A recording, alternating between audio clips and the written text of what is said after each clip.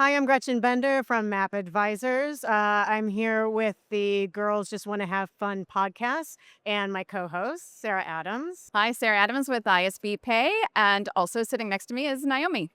Naomi Mastera with NMI. We're here with Dr. Gail Burgos. You. Gail, welcome. Thank you so much. Gail is with PayTech Women. Uh, Tell us about PayTech Women and the work you do there. Oh, thank you. First of all, thank you for having me. Thanks. I appreciate being here today. It is an amazing organization. It's been around for 20 years, and it was started by four founders who simply wanted to create a space for women in the payment industry. It started with about 100 women in a conference room in a ballroom. And 20 years later, we've grown to over 7,000 women throughout the United States and in Canada. And it's just thriving and growing. And our mission is very simple. It's to provide a space, both personally and professionally, for women to grow in the payment industry. That's it. I didn't realize your membership had grown to 7,000. Yeah. That is amazing. By leaps and bounds. And that was not a KPI. That was not something that was, set out as a goal. It just happened organically, really. That's amazing. We started this industry 30 years ago for me and Gretchen too. I mean, we've all been in this industry for a long time and it was always male dominated. Right. And, for us, it's been so great over the years to see more women in Yes. payments. Yes. And that's why I'm actually really amazed at 7,000. That means 7,000. maybe we'll beat the men at some point.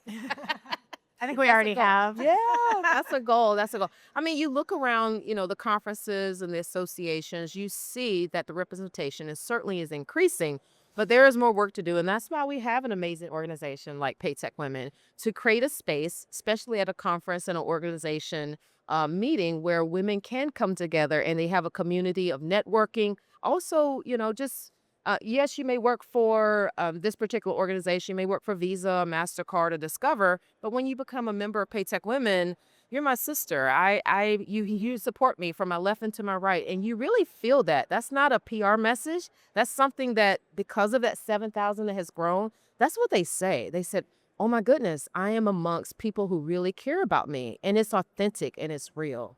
Is it local areas that get together, and is it monthly meetings? What is the cadence of the sessions and the events? Thank you for that question. So yes, I do have 19 chapters in various cities. Tampa, I don't have one here in Miami, but close by, they're in Tampa, Atlanta, Houston, New York, in major spaces where the fintech organizations are located. Those are my chapters. And so, yes, the women can come together in those respective cities and have a networking event where they also are then receiving educational panelists, keynote speakers, people coming in, bringing their A game. So they're learning about the industry at the same time. So people interested in joining PayTech Women could go on the website, find out what their Yes. chapter is for their area.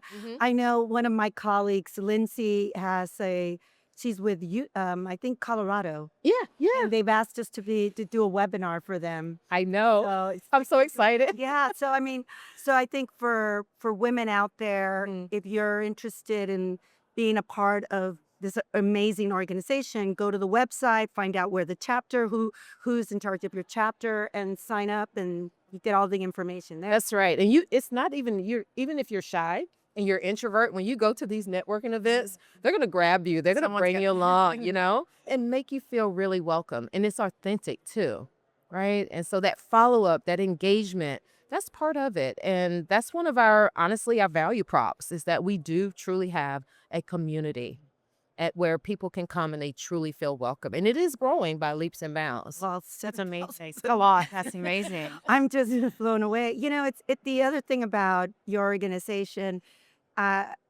Everyone you build these relationships Yeah. that last for years. Yeah. And I've seen that, and I've gone to some of your events. I went to a Christmas event, and everyone was so amazing.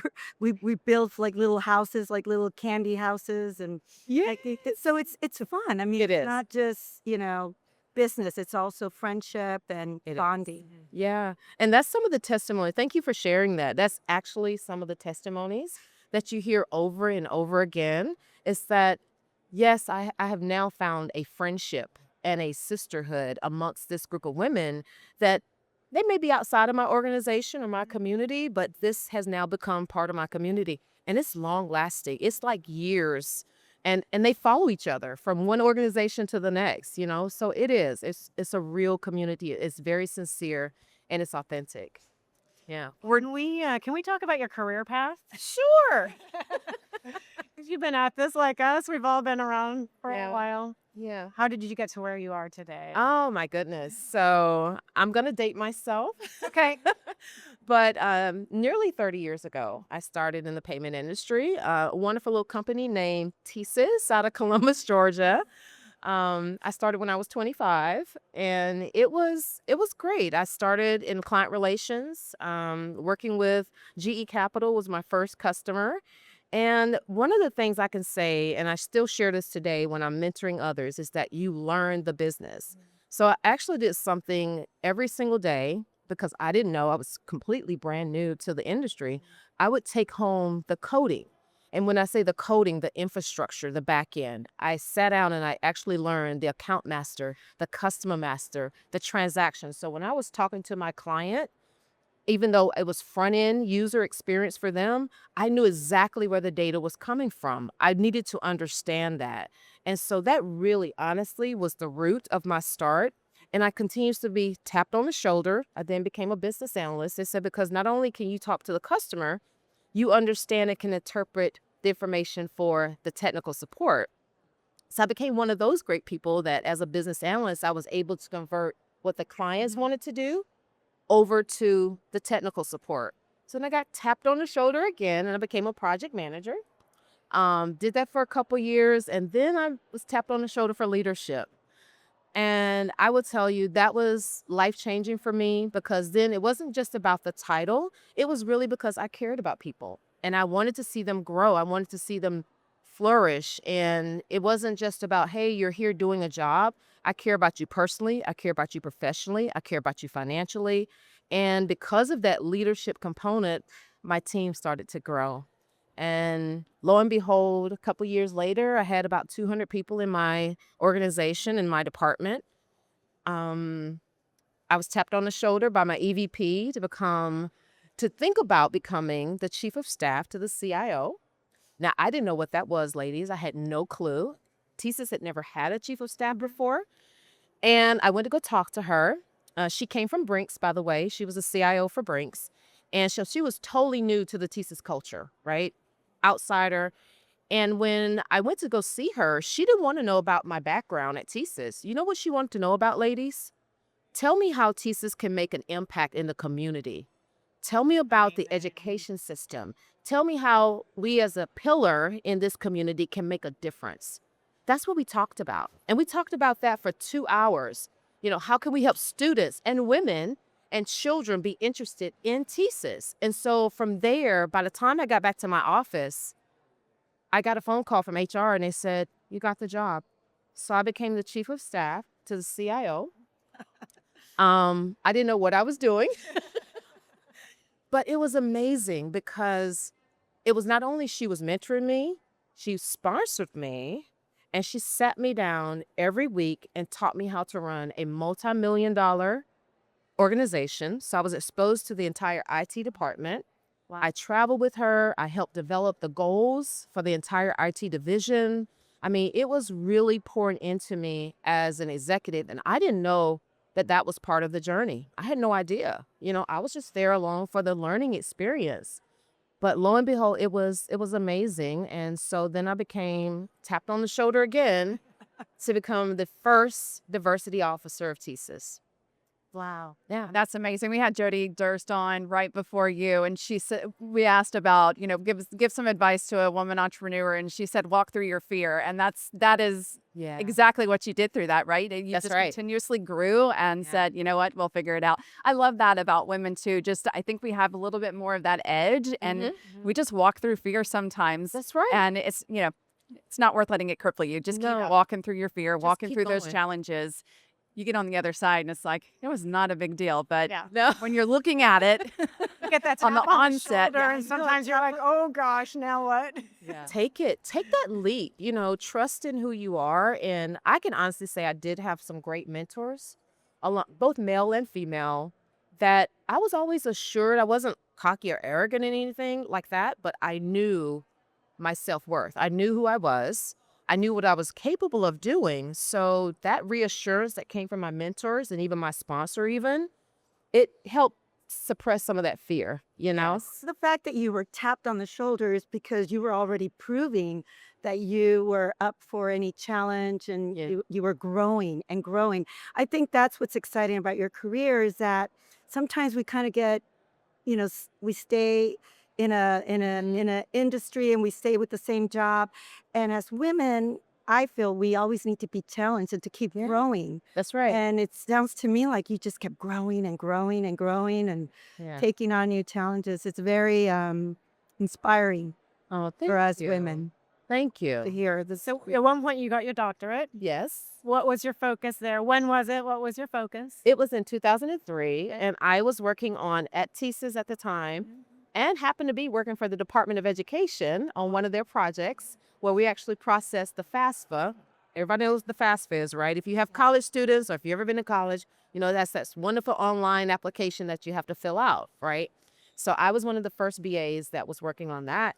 And I decided to go. I already had my master's. I decided to go for my doctorate. And it was in organizational theory and leadership. Oh, amazing. Amazing.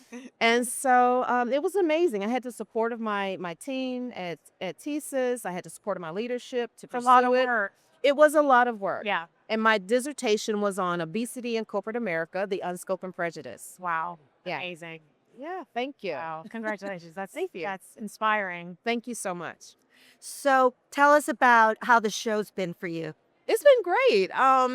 This is I would say with the regionals, I'm a little biased because the regionals are so personal and close-knit and community-oriented. It doesn't have the same feel as ETA and Money 2020, of course, because they're larger.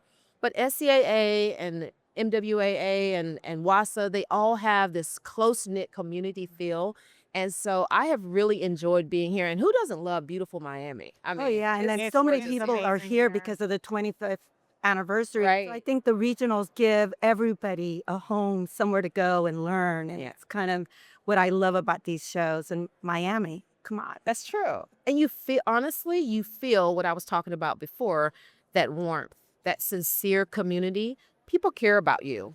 And especially in a smaller setting, in a more intimate setting like the regionals, you really feel that. And that's genuine. And PayTech Women has the availability to pull all the chapters That's right. together, right? And have That's events right. at the regionals as well. So that's always fun. It is. And I honestly appreciate, and I'm so appreciative of the leadership and the board who gives up that space for PayTech Women to have a part at these associations and at the regionals. It's been amazing. It's been amazing. What are some goals for PayTech Women that you guys are working on right now? Oh, well, first of all, Summit. Summit is our upcoming pinnacle event. It will be in Atlanta in November 3rd and 4th. So that's a big one. We just celebrated our 20th last year. So people are like, what are you going to do for the 21st? Yeah, so I'm working on how to top that. The other things, we have a 3 to 5 year strategic plan that we're executing on. So I'm really excited because that gives us a roadmap and a vision of where we're going and where we want to grow, not only with our data, our membership engagement, but also our financial sustainability and growth, because you can't grow until you are actually sustainable, right? Until you have strong anchors. So I want to make sure that we're stable as an organization in order to sustain the growth. And we are certainly growing. We have 8 chapters that are onboarding this year. So we're going from 19 up to 27, if I did my math right. So it's just really impressive, all that growth. But again, being able to sustain that growth and handle that growth is some of the things that we're working on. That's amazing. That's a lot of work just onboarding a chapter. Oh, it is. Do you have the content and everything put together? So you're rolling those things out a little bit more seamlessly now than It probably what is. you were doing 15 years ago? Yeah, we have the blueprint down Right. a little better, so it doesn't, scare the chapter leaders away. We give them all that guidance and support. We also have some amazing chapter leaders. Oh my goodness. I can't be biased, just call out one or the other, but the women who lead the chapters and actually are the corporate champions as well, they're some of the most superpower, amazing women. Structurally, they give the guidance and the camaraderie, the content, the programming, the networking environment, it's all them. You know, we're headquarters, but it's really the chapter leaders that are doing the boots on the ground for us that makes it so rich and so engaging. And And so, it's great because I mean they have their own jobs, yeah, and the commitment to do that, it must mean that the organization brings a lot of value to them. that's true. That's true. You know, one thing that we talk about at Girls Want to Have Funds is, opportunities to make funds. We want, to grow our pocketbook too, which is why I brought my little to make it rain. I love it. I love it. Well, I do have a question for you, for all three of Of you. course. So with Girls Just Want to Have Fun podcast, how are you enjoying your engagement Oh my with the women gosh. in this community and in the association and payment industry? I'd like to say that we've been embraced. We've been accepted. The Yeah. response that we've gotten from the community Mhm. has been amazing. We're newbies. We don't have a lot of content up right now because we were kind of awkward at first. We were new to it. Now we're getting a lot more comfortable. Coming to these shows is making a big difference because now we have beautiful people like yourself to be interviewed and be part of our podcast, give us content, get us, out there more. Yeah. Your message is such a great message for women, and being able to share that through our podcast is great. So yeah, we're newbies. I don't know how you feel about the podcast. It was scary. Yeah, You know? it's been a learning experience for sure to be on camera. To get the questions prep, all the prep that goes into it. I mean, Naomi does a lot of the hard work for us. It can be awkward, but it's just being comfortable in your own skin. And it's interesting for me because I just don't think that I'm that interesting of a person. But learning from these ladies and just sharing your experience means so much, right? It's just about what have you walked through? What are you doing? Hearing from people like yourself, Gail, it's just amazing to see and hear from our community too, right? Individually as well as collectively. So it's great. And I think that's the stage we're going to now, because our first content, if you get on there, it was just the four of us talking about each of our paths in our careers and, sharing our stories. And now I think the next chapter of what we're doing is just really bringing on amazing people to share their stories so people can learn. One thing we really want to do different is we want to have an interaction with our audience. We want people to tell us what topics they want. We want them to share their stories. We have this one funny segment where we drink and we say, let's wrap it up. And we just share stories, personal stories. That's right. It doesn't always have to be about business, but how do you balance career and family and kids? And, I was a single mom, and, we want our audience to share their stories and their challenges so that we can then share them on the podcast. So we're hoping in the future people can start sharing even funny stories. Like we will have this one called Conference Chronicles, share a funny story. We'll hide the names of the company and the people and share a funny story, an embarrassing story, and then share them, and maybe we'll read it and get you on the podcast, to share it, read the best ones. We want to make it funny and fun, but we also want to, we want to be authentic. Yeah. And having guests is our next part of our podcast, is getting people like yourself on the podcast so that we can be inspired and learn more. Well, thank you. You're inspiring, all three of you.